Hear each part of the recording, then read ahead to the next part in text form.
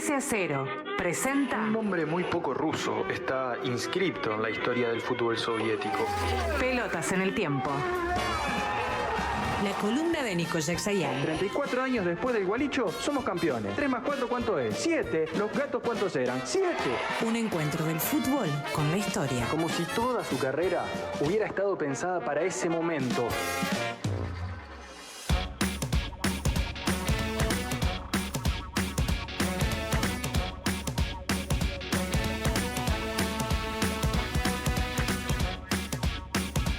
Los récords están para romperse, Sí, suele señor. decirse con acierto. Sí, señor.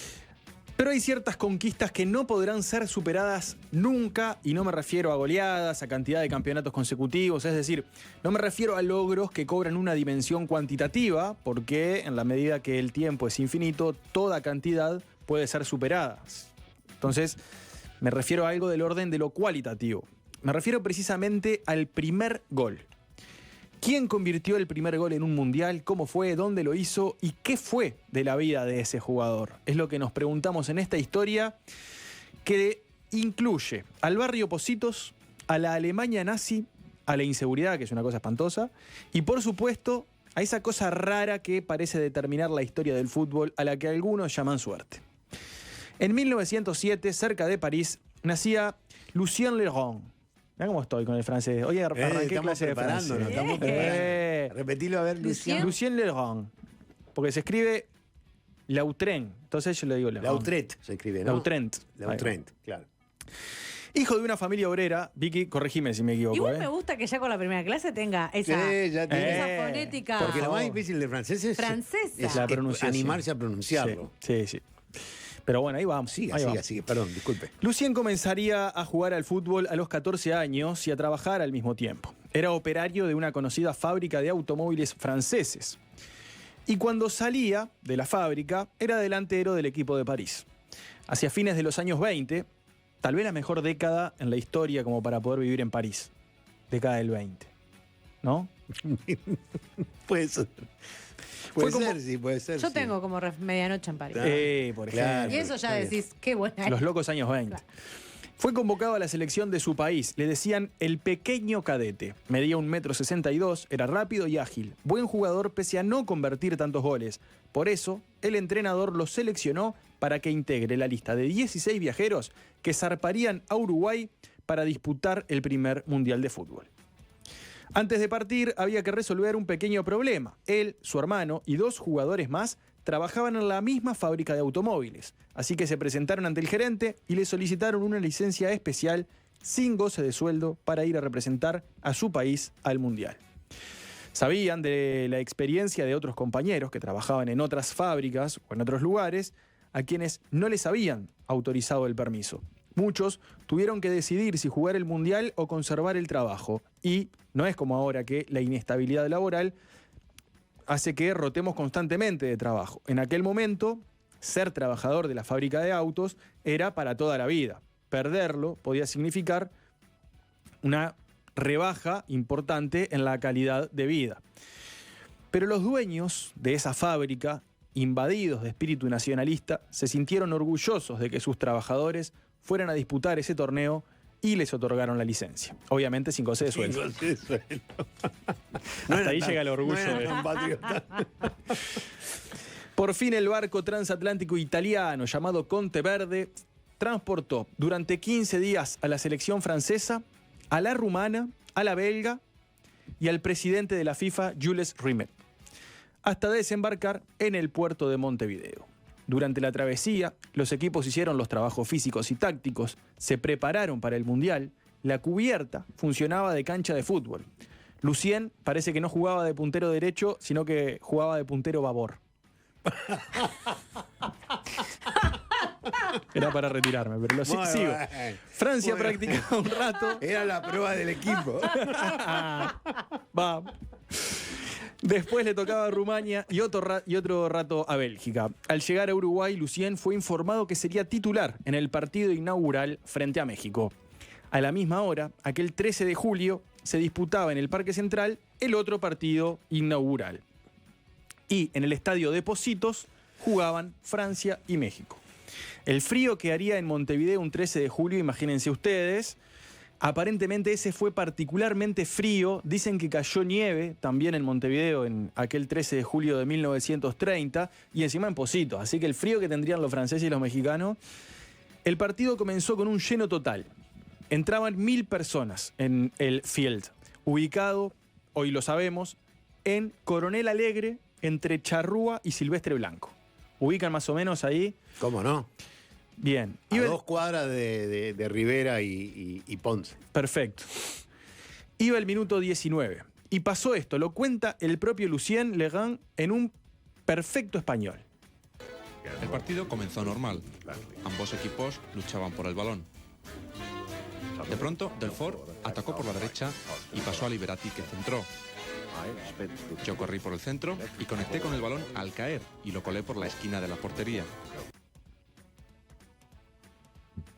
Bien. Te quedaste con la duda de que ese no era. No, se traspapeló ahí alguna cosita. Al final lo que cuenta Legrand es que el festejo no era como ahora, dice él. Él dice, no nos dábamos besos como ahora. Era saludarse dándose la mano. Lo cierto es que Lucien agarró Coronel Alegre derecho y remató sobre el arco ubicado en Silvestre Blanco para convertir el primer gol de la historia de los mundiales.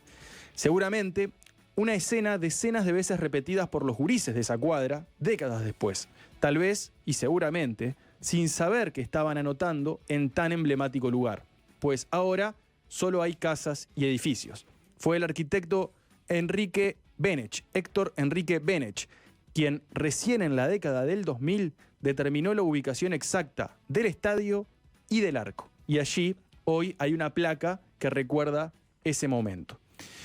El partido terminó 4-1 a favor de Francia. Aquel primer gol cobró magnitud solo porque los mundiales después fueron lo que fueron. Pero en ese momento, en ese 1930, solo importaba para los protagonistas y algunos más aficionados que estaban pendientes del mundial. El partido siguiente, Lucien salió lesionado y no podría jugar tampoco el tercer partido. Francia eliminada y vuelta a París. Para el Mundial del 34, Lucien se lesionó, por lo que quedó fuera de la convocatoria, así que el primer gol del Mundial lo anotó un jugador que solo jugó un partido completo, ese partido. La historia siguió, pero hay momentos en los que la historia no debería seguir. En 1939, la Alemania nazi invadió Francia. Un año después, 1940, Francia y Alemania firmaron un armisticio mediante el cual Alemania se quedaba con la mitad norte de Francia, como de París hacia el norte, sería todo el terreno alemán. En ese año, Lucien decidió alistarse al ejército francés, que se estableció al sur. Con 1,62 m, pero dueño de un gran coraje, Lucien combatió hasta que fue capturado en 1942. ¿Qué pasó en 1942? Fue el año en que los aliados desembarcaron en África y comenzaron a atacar a los alemanes. Es decir, se rompió el armisticio. En uno de esos enfrentamientos, Lucien cayó y fue trasladado a Sajonia. Sajonia que queda en la otra punta de Alemania, como en el extremo oriental de Alemania, pegadito a República Checa.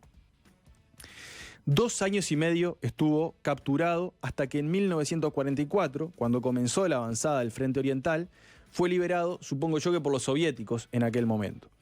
En Francia se produjo el desembarco de Normandía y los comunistas organizaron una huelga general mediante la cual se tomó París. Con esto, los aliados tomaron Francia y terminaron de expulsar a los nazis. Lucien pudo volver por fin a su casa en Francia casi 3 años después. Al entrar a buscar su preciado tesoro en su casa, la camiseta de Francia con la que había luchado en la fría noche de julio en Montevideo, con la que había hecho historia, la camiseta ya no estaba. Su casa había sido saqueada como tantas otras y la camiseta ya no se volvería a encontrar. Tras la guerra, a Lucien Legrand le seguirían años de olvido. No suyo, pues como él decía, me podrán robar la casaca, pero nunca mis recuerdos. Sino fue olvidado por el fútbol, nadie lo recordaba. Nadie sabía quién había convertido el primer gol de la historia de los mundiales. Tampoco parecía importar mucho. Ni siquiera su hijo sabía. Cuando le preguntaron dijo, sí, sé que mi padre jugó al fútbol de joven. Dice que estuvo en la selección, pero no mucho más. Fue hasta el Mundial de 1990 que la FIFA se le ocurrió hacerle un homenaje. Lo buscaron a Lucien, lo encontraron trabajando en su bar, viviendo humildemente y aún jugando al fútbol. Luego de ese homenaje, su nombre pasaría a la inmortalidad durante el Mundial de Francia 98, donde sí, ahí sería elevado a la figura de héroe nacional ya con 90 años. Ahí lo vemos en este video, con 90 años, más de 90 años, jugando al fútbol todavía y entrenando a los más jóvenes, a los niños. Vivió luego de eso 7 años más, siguió jugando al fútbol, enseñándole a los más chicos lo que sabía hacer. Ese hombre que fue obrero automotriz, soldado, prisionero de guerra y jugador de fútbol. Lucien Legrand fue el futbolista que convirtió el primer gol en la historia de los mundiales. Qué calidad que tiene Nico para encontrar esas historias sensibles, ¿no? Preciosa historia. Esta Y historia contarlas Es así. preciosa. Bueno, la calidad que tiene para contarla, pero preciosa historia. Hay un, en la esquina esa hay, además de una placa, hay como una estructura que simboliza un arco. sí. Ahí en Coronel Alegre. Una calle cortita que nace en Avenida Brasil y termina en Charrúa. No sé si sigue llamando Charrúa ahí. Sí. Y que está ahí. Y uno no se imagina un estadio ahí, ¿no? No, de hecho, ¿cuántas veces tal vez hemos pasado por ahí? Era el estadio de Peñarol. El estadio de Peñarol, Era el estadio de los Peñarol. Positos. Muy bien, preciosa historia. Preciosa, que la van a encontrar, la pueden encontrar en nuestras redes, seguramente en Spotify, en YouTube, es decir, la historia de. Porque después está. Cuando empezaste a contar la historia, yo me vino a la cabeza el otro francés, el que fue un goleador histórico de Fontaine. Fontaine. Y te arranqué para ese lado. Pero es muy interesante, ¿no? Es curioso, porque el primer gol del Mundial fue un solo partido. Un solo partido entero. Después se lesionó en el otro, ya no volvió a jugar el tercero. Increíble. Y el Mundial de 34 estaba lesionado. Y tampoco fue que hizo muchos goles con Francia. Creo que hizo este y después un amistoso contra Inglaterra. O sea, el único gol oficial que hizo fue ese.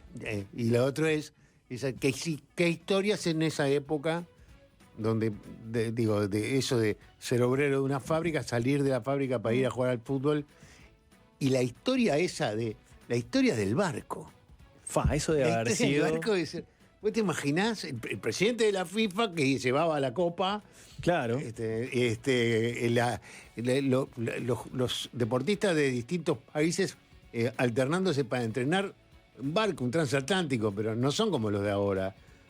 Sí, Eran sí. otra cosa los barcos. Y demoraban 15 días en demoraba, llegar. claro, la vida. Bueno, igual siguen demorando eso, ¿no? Bueno, sí, pero. Pero una vida ahí arriba, pero ¿no? ya era otra cosa también. Pero la convivencia, además, después, son todos deportistas, son jugadores de fútbol.